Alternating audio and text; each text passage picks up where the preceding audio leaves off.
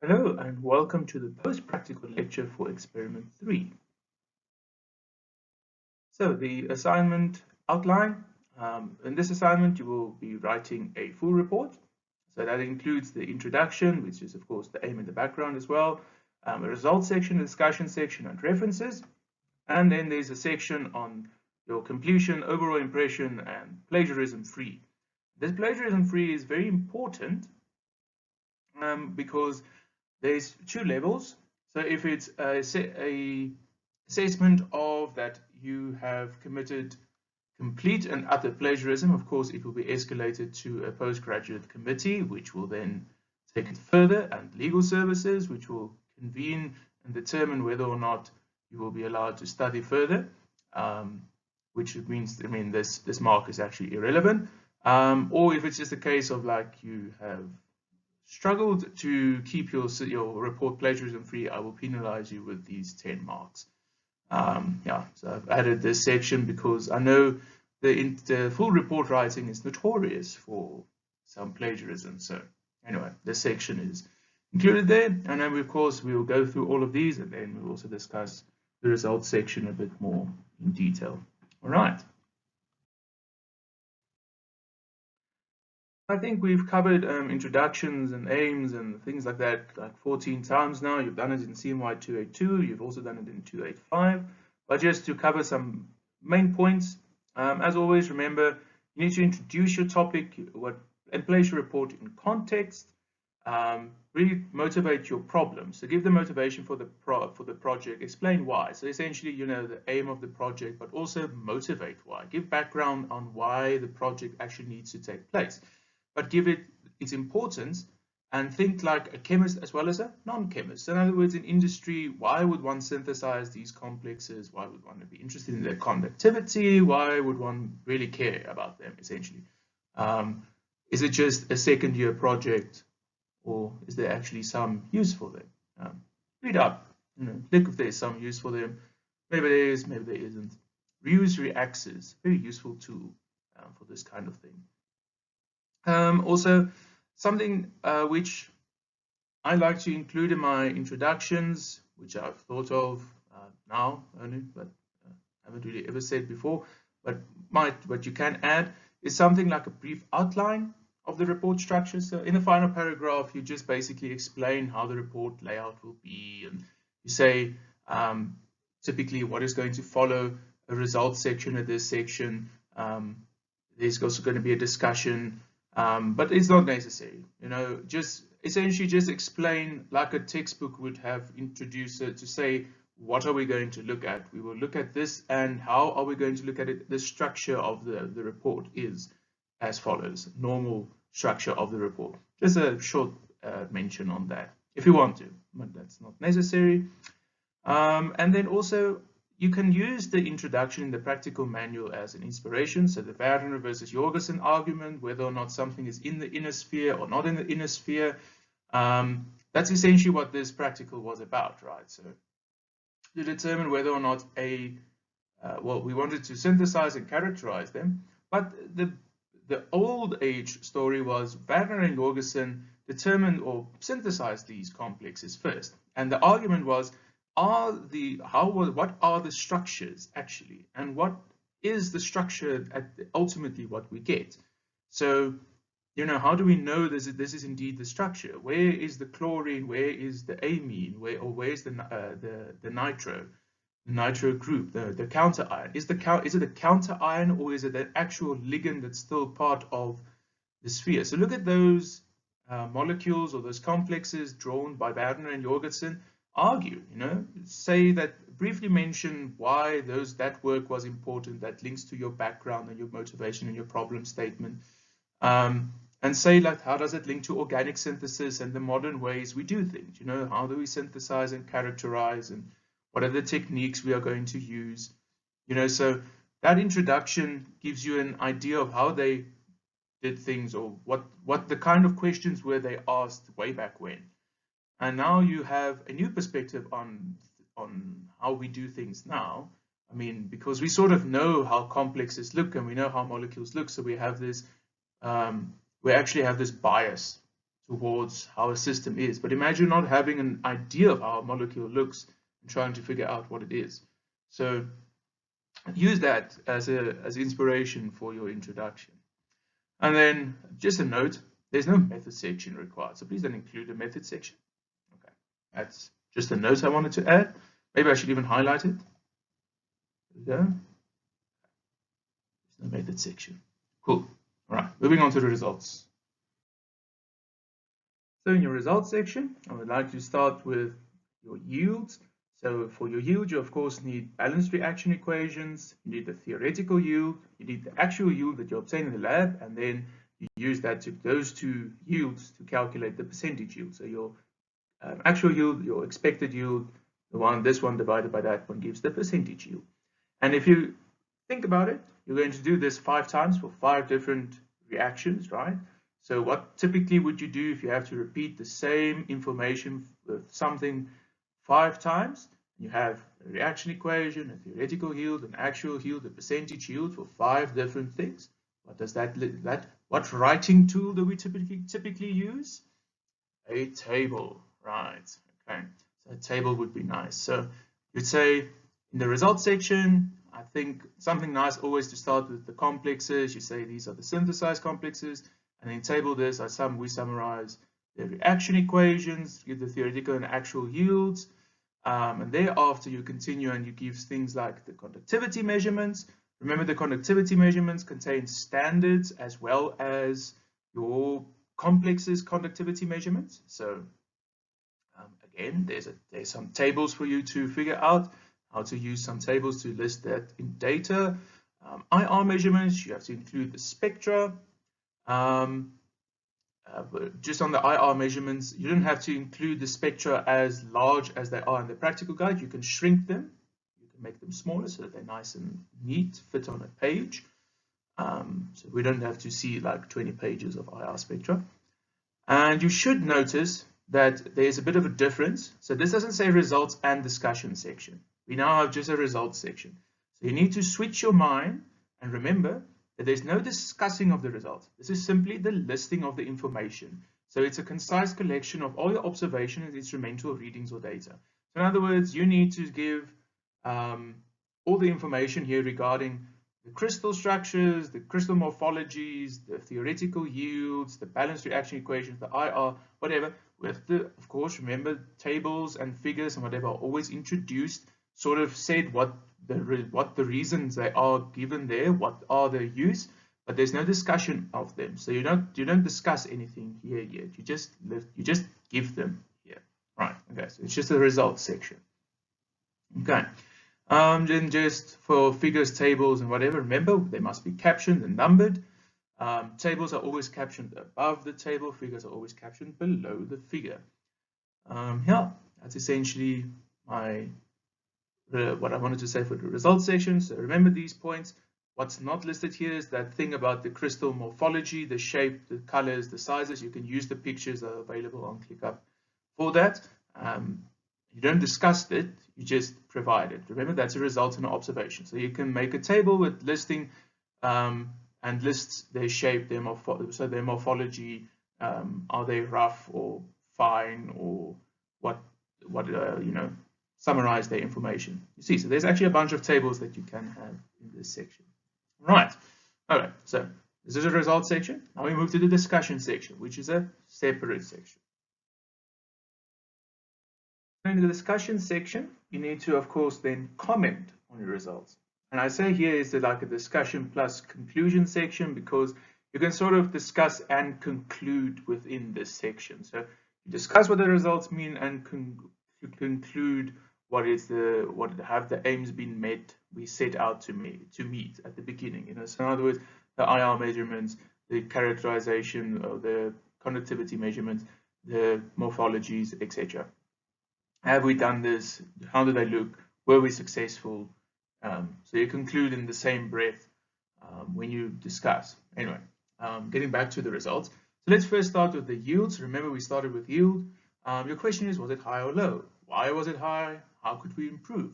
So that's up to you. So you calculated your yield.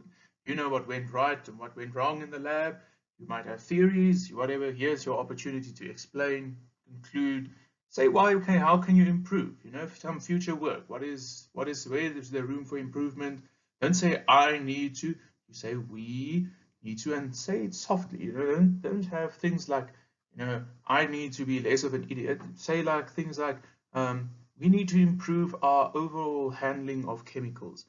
You know, so there's a way to say then, I need to be less clumsy in the lab, for example. So, okay, you know, discussing your yields, linking to the results section. So your discussion and conclusion flows in the same way that your results section flowed. So we started with yields, IR, yields, conductivity, IR, and let's say crystal morphologies. Then you discuss yields, IR, conductivity, and crystal morphologies. You know, so that there's a logical flow to the way you introduce the results and the way you discuss them. Okay. Turning to the IR characterization. So I spend a lot of time on the IR characterization, but it's specifically here. So firstly, you need to prove that a specific compound was made. So you cross-reference with the physical observations, the conductivity, and the IR. So in other words, physical observations are, of course, how did the product look? So the pictures. The conductivity is, so physical observations are based on those images on ClickUp, not those the ones that you took in the lab, the ones that are provided on ClickUp for you. Okay, very important. Then just so that you have the correct things to look at. The yields, I allow you to use your own yields and whatever, because that's you in the lab and whatever happened there, and from there on you have the results that can at least guide you a bit. Okay, so from here on you use everything provided to you. Clear point, right? Getting back to this. So how do we prove the specific compound was made? We cross-reference our IR with the conductivity with the physical observations. So you use all these things in combination to prove that something was made. Okay. You can also discuss your IR and compare it with literature sources. So in other words, you get some literature from Reaxis. So you look up for the hexaamine cobalt complex. You get a literature IR spectrum. You compare it, so cross-reference, meaning cross-reference it. So compare it with the spectra from your product and the other products. You compare with their literature counterparts, and then you say, are they the same? Are they off? You know, how do they compare? And if they do compare, then indeed it means we've synthesized what we want to synthesize. Right. So we use our own results to say an intercomparison as well as comparison with literature to say that we've indeed synthesized what we wanted to synthesize. Then the conductivity discussion, just to give you some guidance there. Remember, so we need to count the expected number of ions should be counted. So that's counter ions as well as the complex itself is an ion. Then we have measured conductivity results for the standards. So the standards will say for 1 ion, the measurement, a certain conductivity measurement. For 2 ions, this. For 3 ions, this. Right. So now that you know 3 ions gives a signal of X, and 2 ions gives a signal of Y, and 1 ion gives a signal of Z, then you can say, okay, so what is our complex's observed number of ions? In other words, what was their signal? Does it correlate to 3 ions, 2 ions, or 1 ion? So what does it correlate with the standards? So, and then you point out the discrepancy. So if we expected 3 ions and it says there's only 1 ion, or if we expected 1 ion, it says there's 3 ions, point out the discrepancies. Why is there maybe some discrepancies? You know, does this indicate anything about purity? Is our purity high or low? So in other words, discrepancy indicates purity. Why could it be? How could we have improved? So now I know you did not do the synthesis of these things that have been measured here personally, but you can always just say, so you just comment on, is it high or low? Why could it be? Was it perhaps incomplete solution? You know, speculate a little bit, just a little bit, right? And then comments on failures. Did any of the experiments fail? In essence, so is there any one of these that really do not match extremely? So for example, if you need to get 3 and you get 2.8, that is 3. If you need to get 3 and you get 1.1, that is a massive experiments of failure and a massive discrepancy. So that comments on your purity and how well your conductivity measurements goes with your theoretical model of what you expect, right? And then you just essentially constantly comment on it. And when I say how can we improve, we can improve purity by techniques. Think about techniques of how to improve purity. How do we improve the purity of compounds? Okay, right. So that's actually what I'm asking here with how can we improve. The why is purity, essentially. Okay, and then whether or not it was high and low, you need to figure out that. All right. So in conclusion, you have a main conclusion. Remember, always you want to link to the aims and the introduction. Were the aims met? Essentially, that's what you always want to conclude. So that we meet our aims. What did we set out to do? We set out to do something about conductivity, something about IR, confirming the synthesis of these things. Did we in fact do that? Do we have the pictures to prove it? That kind of thing. So that's how you conclude. And then this is just a note so that you know what to expect, because I know sometimes you think you all make mistakes. So there is something that you can take note of. I'm not going to say anything more about it. You can read that. And then just a general note on the writing of these. I know some of these concepts might be a bit difficult to grasp. And so that is why I'm saying I'm not looking for model answers, so like the right answer. I'm really looking for a good argument. So you need to show that you understand what you're doing. And even if you might be like a bit off track, but you're still following logical arguments, that's better than just not doing anything at all. So we're looking for good rationalized discussion of the results, and some effort. So show me your best interpretation, and really we just want to see what your development is. Most of you, well, you're now at the end of your second year, so you should have learned a lot by now. We just want you to show us what is your abilities. Was this a year wasted, or was it a year well spent, essentially?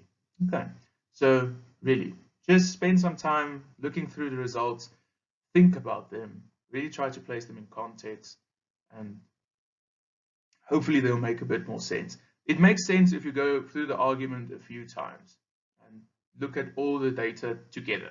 Then you start to realize what's actually going on here. Right, just a note on references. As always, reference style must be consistent. In-text referencing, of course, you use the RSC style, so please of course, ensure that the references are correct. So actually that it refers to the correct source, not something like if we click on it, it goes to a Google Drive link or whatever. Don't use Wikipedia. Wikipedia is not really going to help you in this experiment, but funnier things have happened. And then trying to use your own references as far as possible, and use academic sources. Even though non-academic sources are allowed, I would like you to use them in the minority. You're now at a stage where you should be using academic sources for some of your literature. So if you've drawn the structure on Reaxis and you find the IR on that structure, it means that whoever's written that article on that structure, they've done some analysis on it, and you'll probably find the conductivity measurements on that structure and UV and a whole bunch of interesting things on it. So, and that's a good academic resource to use for other things just like that. So don't just use it for the IR, use it for the rest of your report as well. So go about this smartly. Don't just fool around, for lack of a better term. Think about it. So if you get a source, read the whole source and see, okay, I wanted this for IR, but actually there's some useful things in here about the rest of the complexes or the complex or the synthesis, or maybe they use a different synthetic technique which might work better, or if maybe you don't understand it at all and then you just use it for IR. That's sometimes how it goes, but use academic sources, please. Don't try to minimize your non-academic sources. Okay. So let's move on to your experiment and talking about what have we done, why did we do it, connecting to the aim essentially, and discussing that a bit in more depth to give you an idea of how to place the experiment in context in case you missed a few points. So where I want to start with is the concept that we can't really see molecules. So you don't look down and see ammonia like this, because that is at the angstrom scale, but at 100 picometers, so 10 to the minus 10 meter is 1 angstrom. And the human eye can only see about down to 10 to the minus 4 meter, or 100 micrometers. And that's like a grain of sand. It's only what we can really see. So, I mean, of course, so that's why we can't see molecules. Our focal length is just simply not good enough. And even if we use microscopes or electron microscopes, we still can't get down to a small enough length to really look at molecules in this form. So you'll never be able to see it like this, even though there are techniques nowadays like CMY, where they are able to visualize molecules, and they have indeed confirmed molecular structures as the line structure that we predict, which is a good thing. I mean, so it means we haven't been wasting our time in chemistry. But anyway, getting back to the point. So we need other techniques. And what are those techniques? We use spectroscopic techniques like IR, like UV vis, to give us a spectrum, and where we analyze those spectra and make conclusions based on those spectra to give us information regarding the molecules. Right, so that's why we use spectra. So a spectra is our way of seeing a molecule, even because we can't physically see it with our eyes, or using some sort of focal instrument to look at it physically. Okay. So why are we speaking about all of these things? Now, in the practical guide, you'll remember this table is in the introduction, and we looked at Werner and Jorgensen's opposing theories for the same structures, right? Because today we laugh and we think to ourselves, okay, well, I mean, we know the structures, Werner's structures, the structures that he predicted are the correct ones. But that is of course because we have a lot of techniques, we have a lot of modern techniques that can assist us with this. But during the times when they studied these structures, it wasn't really that clear whether or not the chlorine was located in the inner sphere. Was it part as a counter ion? Was it perhaps even in Jorgensen's case, was it part of the ammonia structures? Sort of like sugars is kind of what he looked at. And I mean, these are predictions. That is exactly what science is. You predict something, and then you test it against the hypothesis and see if it holds water. You try to prove yourself correct, but sometimes if you're incorrect, that's also okay.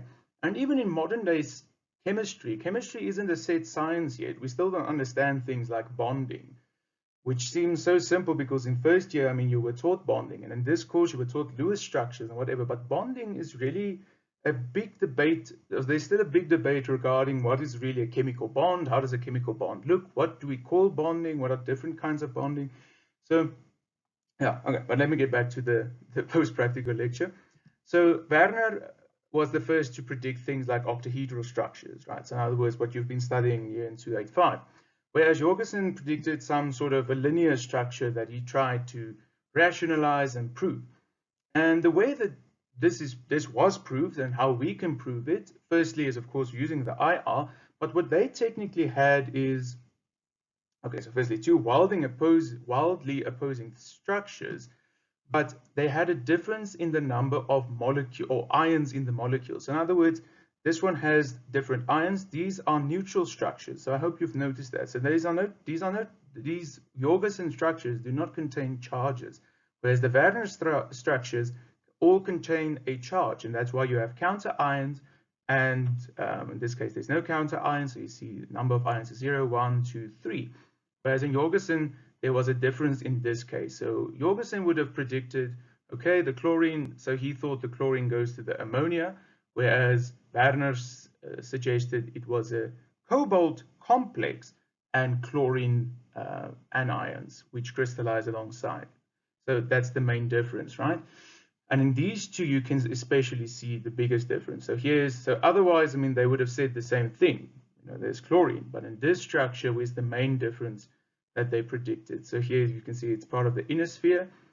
That is actually an outer sphere ligand, a chlorine that, well, not actually all of them are inner sphere here. And here it seems like there's one that can dissociate from this chain of ammonias. So That is in essence what they wanted to do. So to test their hypothesis, they wanted to see the structures. So that is what we're doing via IR and through the conductivity. And that is what is important for you to think of. So that is why the introduction of this practical was written as such, to give you the historical context of these two guys' work and how we are going, what they hypothesize. So they hypothesize certain things, and then we are going to test the same things by using more modern techniques. So they use specifically the conductivity, but we are going to add the IR with the conductivity to help us a bit more. Okay, so you should remember these structures from the pre-practical lecture. And we've already assumed that they will be octahedral, so that's how we drew them. But so how do we actually know that these are the structure? So that's a question that we in fact need to answer. And we do that by using the IR and the conductivity measurement. So firstly, the conductivity measurements will give us an indication about these charges, right? So the different ions, or the total number of ions, will give us different conductivity. So in other words, we can then test our hypothesis because we know the different charges from the different octahedral structures will lead to different charges, will lead to different conductivity measurements, and so we can test our hypothesis through that. The same way like Werner or Jorgensen would have tested their hypothesis, could have tested their hypothesis, whether or not like this chlorine is in the sphere or is it in the outer sphere, etc. So that's our first step. But this doesn't tell us anything yet about the purity of our complexes, right? It just tells us something about the structure, whether or not it is indeed octahedral, or where does the chlorines or the counter ions, where are the counter ions actually? Are they part of the structure, or are they as a they act as a counter ion? Okay, so that's what the conductivity measurements tell us. So our hypothesis still needs to be, so our hypothesis is tested here to say whether or not the structure is correct, but we still need to comment on the purity. We comment on the purity using the IR. So we can see whether or not the IR is pure. So if the IR were clean, if the IR spectra of these are clean, then we know we can technically trust the conductivity measurements and say, yes, conductivity measurements is of the pure compounds, in other words, and does it match what we expect or what we hypothesize is the structure? Yes, indeed. So who was right? Well, today we know, which one was right, because I mean we do know octahedral structures are the structures that form, and we have a variety of techniques that are actually much better than IR to confirm this. But the one that you're using is IR. And if it's not, then you can comment on the purity of your product, right? So technically, it's actually the other way around. So technically, first you use IR, say whether or not the compound is pure, and then you test the conductivity measurements, and you know whether or not you can trust the conductivity. But you still have to do the conductivity and the IR for all of them because that's part of the practical. Okay.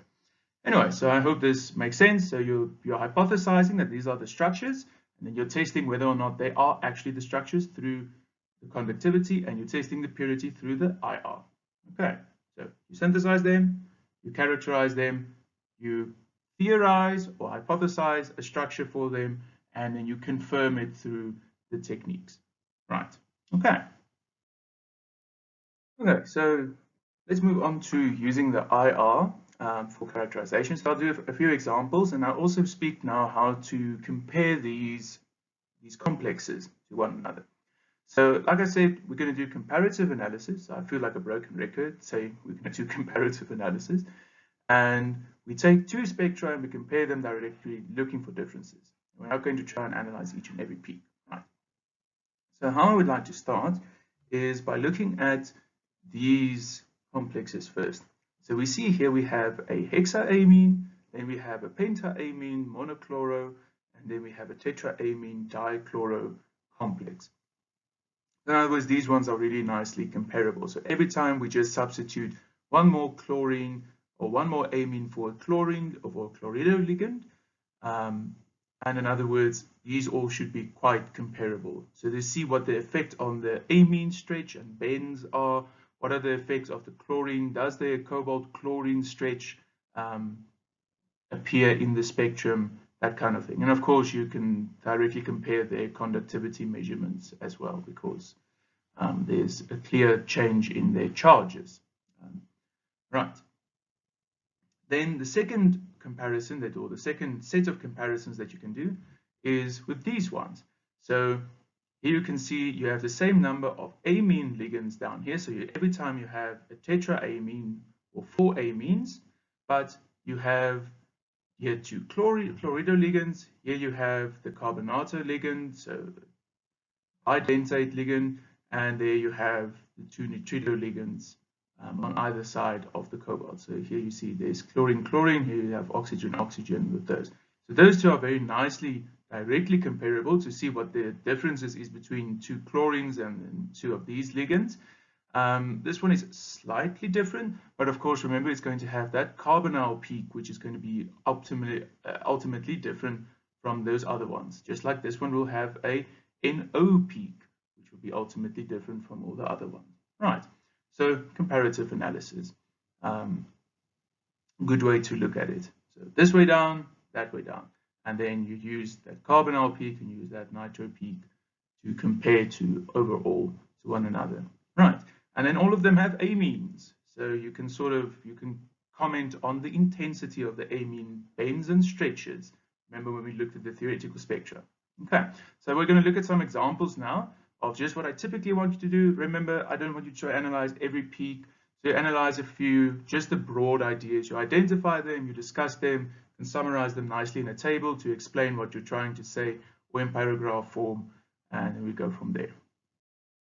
Okay, so as an example, let's look at some of the complexes. I'm going to try and help you or give you hints how to look at the IR spectra.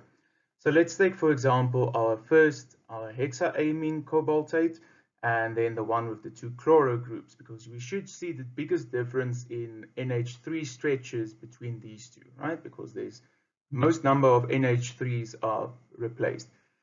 So of course, in between these two spectra, you can place the one that's mono, the only one substituted chlorine group. And in fact, what I would advise you is go take a Word document and put all the IR spectra underneath one another and comparatively look, as I tried to do here, at the exact wave numbers of each of them. So in other words, where do we see changes? Where do we see differences between the spectra?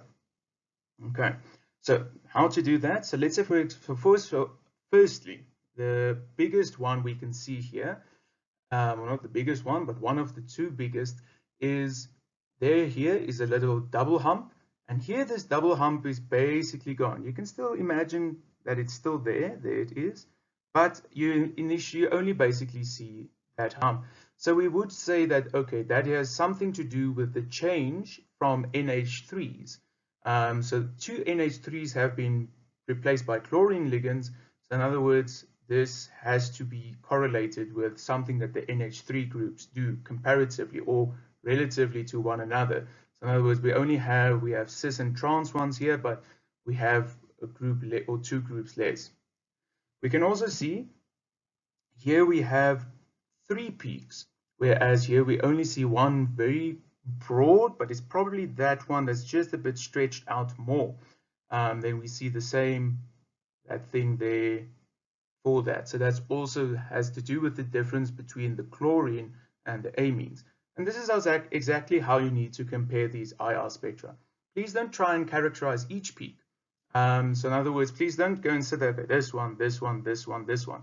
You can have a general discussion. So in other words, the ones that differ, maybe you can say these two are also a bit similar. In other words, you can see the double hump is less pronounced. This is a bit broader. But don't go in too much detail. For example, we have no idea what's going on in this area. You can't give any scientific explanation for what's going on there, at least with using just IR. We could use more spectra, but of course, like I said, we don't want to overwhelm you with data, as well as you don't necessarily understand all the techniques yet. So you use what you have. So we don't expect a full discussion. Okay, but of course, so let's do at least one more. So you can get a bit firmer grasp of what we're trying to do.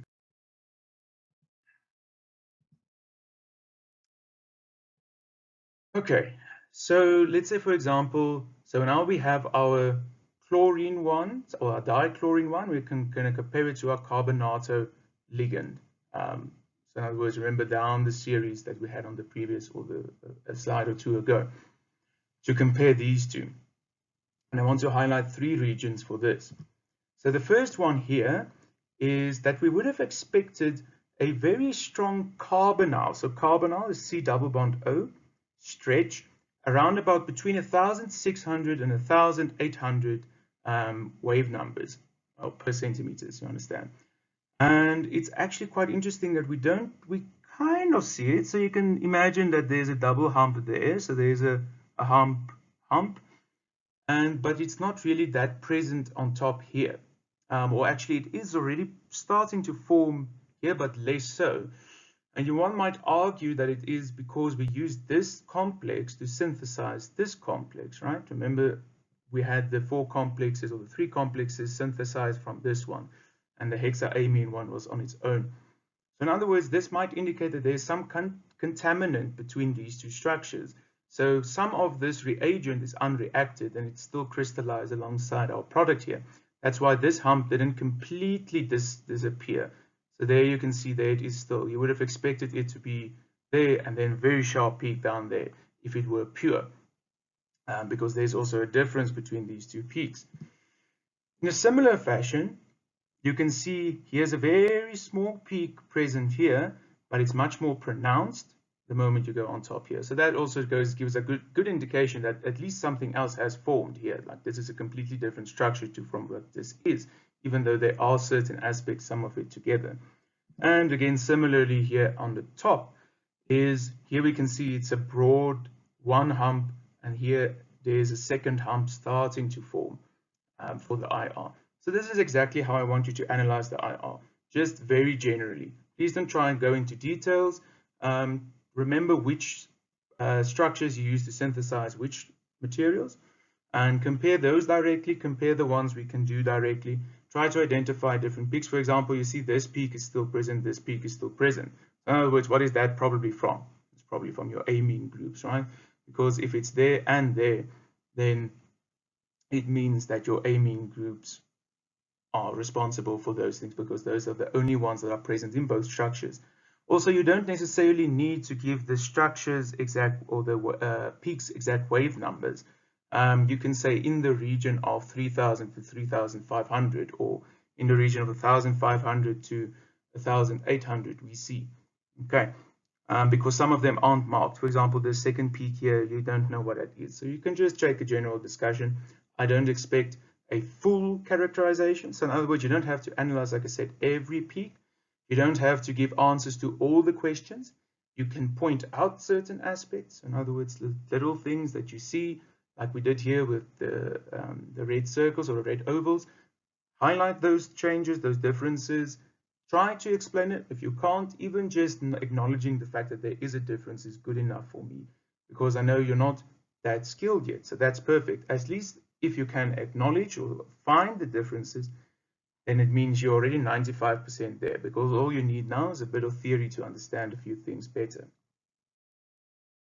Just a final note on the report writing. So I say the practical guide is a very good example actually of what a truncated report almost is, or things that you can use for a report. So like, for example, the background, how the background is written is, you can use that as an indication of how to write your introduction and your background.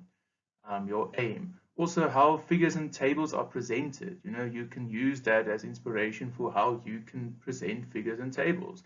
I mean, I've been giving you the same information for the past how many months, and you can use that. I mean, you have a perfect example of how I would like you to have things. So, copy the style or the ideas that I have, and then you'll get good marks. Also, there are references provided for you on ClickUp. So additionally to your own research, please use the references. And then, like I say, you can use the practical guide for inspiration for these kinds of things, but of course without plagiarizing. Keyword, without plagiarizing. And then in the feedback section, so you'll notice that this is a bit different to any of the other practicals that you've had or the experiments you've had. There's a feedback section, and that is really only what it is. It is feedback. So I want some feedback to let you know what have worked, what hasn't worked, things that you want to think that can be improved. In general, you can be as brief or as long-winded as you would like. And as long as you are polite, I promise you will receive your 3 marks. That's essentially that. So polite and professional, just some feedback to get on the course. Because I know we always ask for feedback in other ways, but unless I give some sort of carrot in terms of marks, then you don't always want to give the feedback. And then just finally, thank you. This is the last thing that, or last video that you will have for the course. So really just thank you from my side again for allowing me to teach you. Teaching is, I won't say a virtue, but I mean, it's actually a calling, even though most people see it as a career, which is the wrong way to look at it. I really see teaching as a calling. Definitely my calling is something I have a passion for. And so I thank you for allowing me to teach you, even allowing me to make some mistakes, not biting my head off when I make mistakes, for all the hard work that you have done and still are going to do. And then I really hope that you've learned at least one thing from this course. Always, if you learn at least one thing, then it's worthwhile, right? Have one life-changing experience, have learned one thing, right? And then we will, since this is your final report, we will be generous-ish. Yeah, of course. So there's some more information provided in the practical guide on how the writing is going to work and the submission on it will work. You can follow that, but this final slide is just a thank you from me. Okay, thank you and good luck.